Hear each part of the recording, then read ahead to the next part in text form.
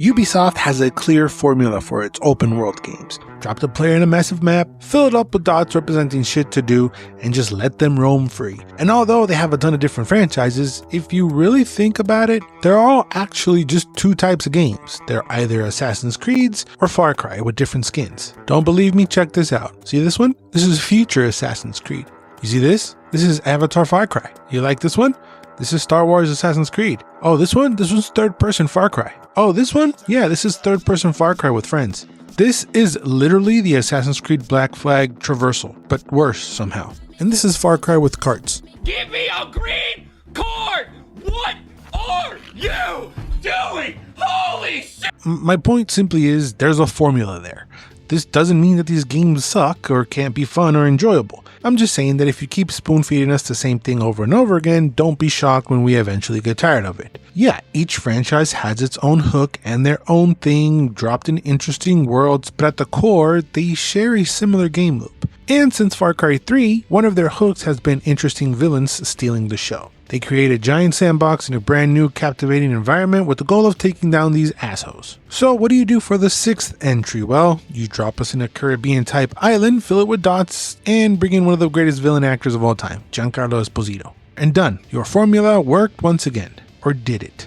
Upon its release, it received mixed reviews, and out of the mainline Far Cry games, it's scored the lowest. So it does seem like players are growing tired of this same formula. But are these concerns legit? Could it be better now? Or is it just better to skip this game if you still haven't played it all these years later, in hopes that they were to shake things up for the next entry? So join me as I take a look at Far Cry 6.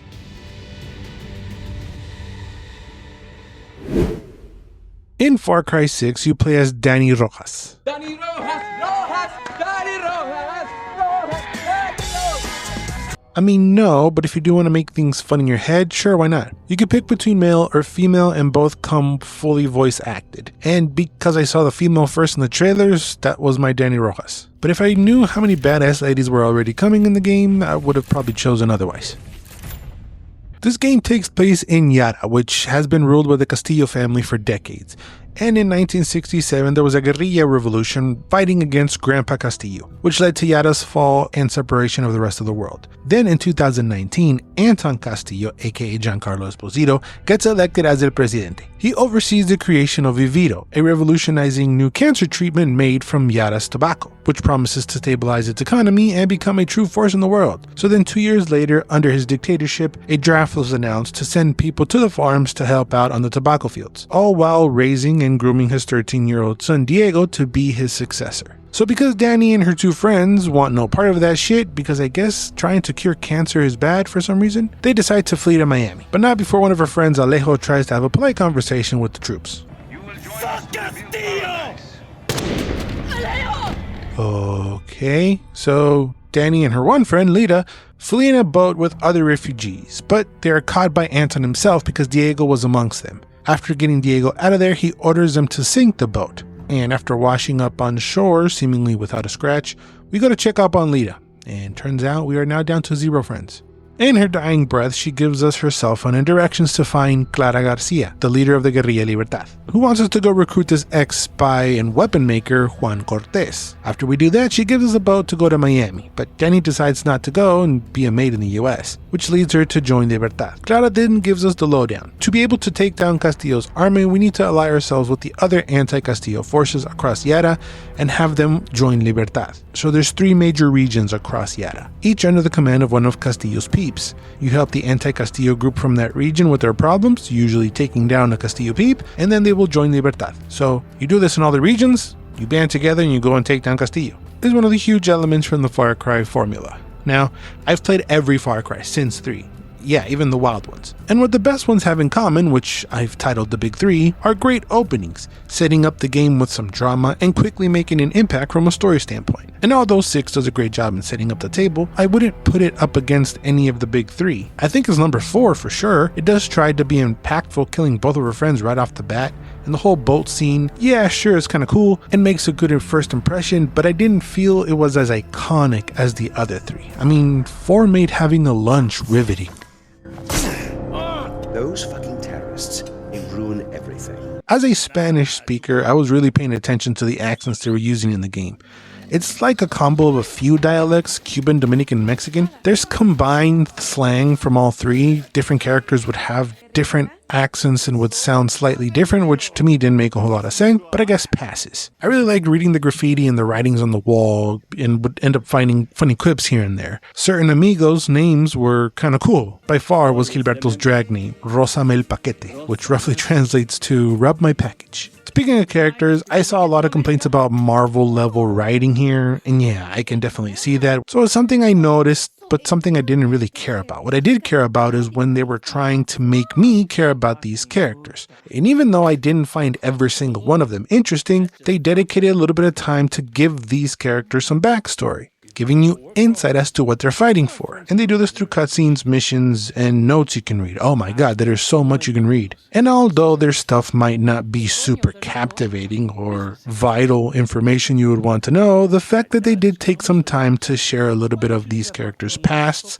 or even their families' past, what they've been through and the connections between them, why this group gets along and why this other group doesn't, I really like that there's a little bit of history with these characters. It makes it feel like Yara is a breathing place and not just an island with randomly generated characters thrown together. Voice acting I found to be really good. There's one or two that get to be over the top, but none of them really took me out completely. Everyone knows about Giancarlo Esposito and he garners the most attention, deservingly so. But Diego did a good job as well. He's played by Coco's own Miguel. Remember me. I actually did like Dania a lot. She's very easy to like. I mean, she's an orphan. She doesn't have this revolutionizing backstory, but she's kind of cool without trying to be, which I felt is very key. And of course, Giancarlo himself is amazing. I mean, he should be, since he kind of plays the same type of character every single time, but he's still awesome. He's one of the greatest villain actors of all time. My problem with Anton is that they just relied a little bit too much on Giancarlo's presence and didn't give him much to work with to make him a true Far Cry villain. After defeating bosses, you do get cutscenes with him and Diego letting you see the fallout of what you've been doing across Yara, but none of it really helps build him up as a scary villain or the monster everyone keeps calling him. You see things across Yara in your journey that suggests he's a monster, but not much of it comes through scenes with the actual character.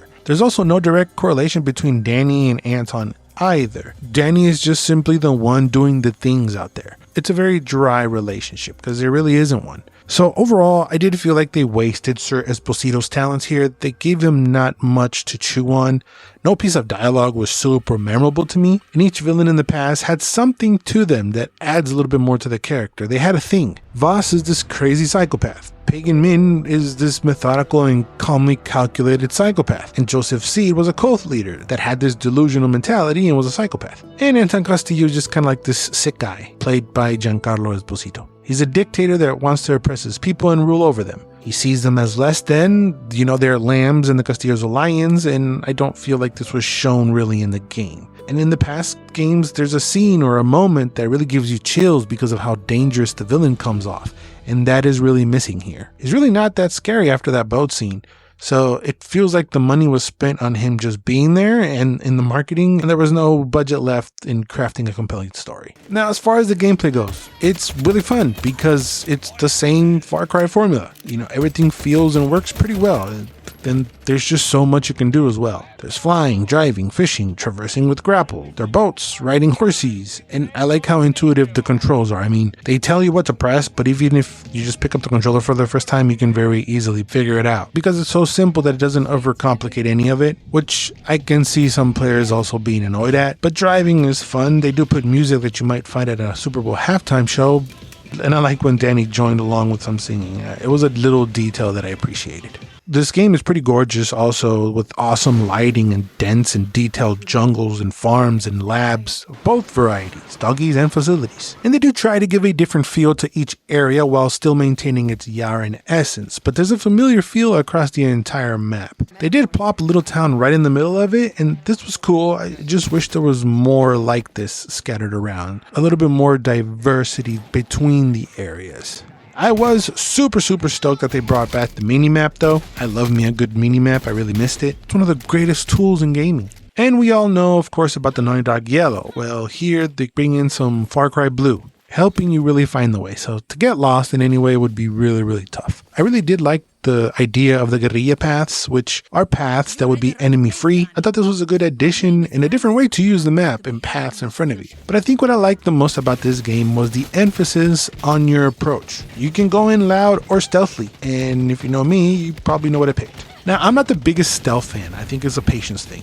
I much rather run around, shoot enemies in the face. And I love that the game accommodates both playstyles nicely. If I just, for whatever reason, por mis huevos, want to go in stealthily, I can. So, whatever and however you want to play, it's completely up to you.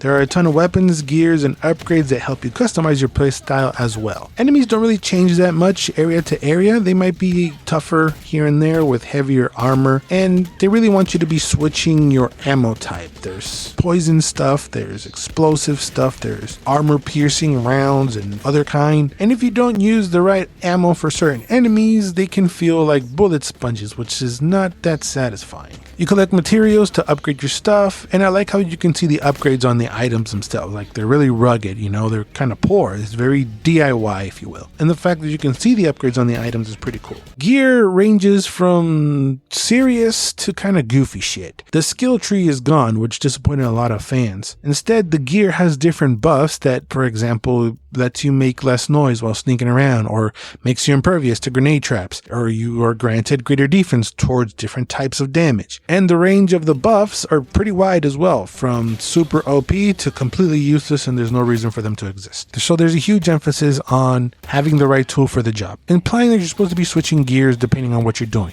But ain't nobody got time for that. There are a few loadouts that you can set to quickly switch to protect yourself from specific elements in certain missions or times, like if there's a bunch of poison or explosives, but I honestly barely even bothered with that. Besides, the loadouts don't really matter because you could just simply pause the game at any time and have access to your entire arsenal. Usually for me, the right gun was a shotgun to the head. That seems to never fail. Shooting can be satisfying, but once I found what I liked, I really just stuck to it no matter how many other weapons I keep finding. I didn't switch up too much or upgrade a whole lot. Juan makes these pretty cool weapons that you get by trading in some uranium. Also, you can find special weapons that you really can't upgrade, and I gravitated more to these than the normal ones. But really, no matter the type of weapon you have with whatever kind of ammo you want to attach to it, it doesn't really matter. Enemy AI is pretty bad. It's not great. They're dumb as hell. They should just call them artificial because there's no intelligence here. You can just walk up to someone with a gun in your hand and it takes them a second to figure out what the hell's going on. Even with the whole different ammo thing, the game is still way too easy. There's supposed to be like this police system that if you kill so many enemies, they end up sending a convoy after you, but it's really not that many. There's usually not that many enemies to begin with in any of these missions or encounters. If an alarm is sounded and they send the reinforcements, they just kind of blend in with the other few that were already there, so it's not really a big deal. Plus, like I said, once you find the setup you like, it's pretty much game over. There's literally nothing you're afraid of. Speaking of special weapons, Juan also makes Supremos. These are weapons that he puts on like backpacks and gives you a special attack, like homing missiles or an EMP shockwave. The ones I liked was the Furioso, gives you like a little extra boost in the air, leaving behind a trail of fire. And the special attack is like this radius fire. That's really good when you get surrounded. And the other one I loved was this one that you pair with this special gun. The vision changes and it marks enemies, allowing you to shoot them through walls, making encounters even easier. These can be upgraded and customized as well. Along the way, there are amigos you unlock, animal companions that can aid you. Guapo the alligator is really good for straight up fighting. Chicharron the cock is there too. Chorizo the wiener dog is great for stealth. He distracts you with his cuteness and is by far the greatest character probably in the entirety of the series. In the 3 areas, you will eventually be allowed into these camps, and the camera awkwardly goes into third person, and you can explore the grounds to help build up the camps with these camp facilities. Some of these can reveal fast point travels across an entire area, or place a weapon store in the camp, a gear store, that sort of thing. It felt very basic. I do like it as idea. These type of systems are always fun. But like with most of the game, it leaves you wanting a bit more. There are these guerrilla operations where you send recruits out to do missions, and you have to make decisions based on percentage of the mission success and weighing in the options and what rewards you want to get. Some of them are kind of bullshit where you're like, oh, it's 95% and you still end up failing. So I don't know how true this percentage is. This too felt kind of basic. Simply because I've seen this type of system in early Assassin's Creed game, and you just kind of copy and pasting it from there. It's kind of like, okay. So while basic, I still think the camp stuff does make make it feel like you are really managing a guerrilla, which I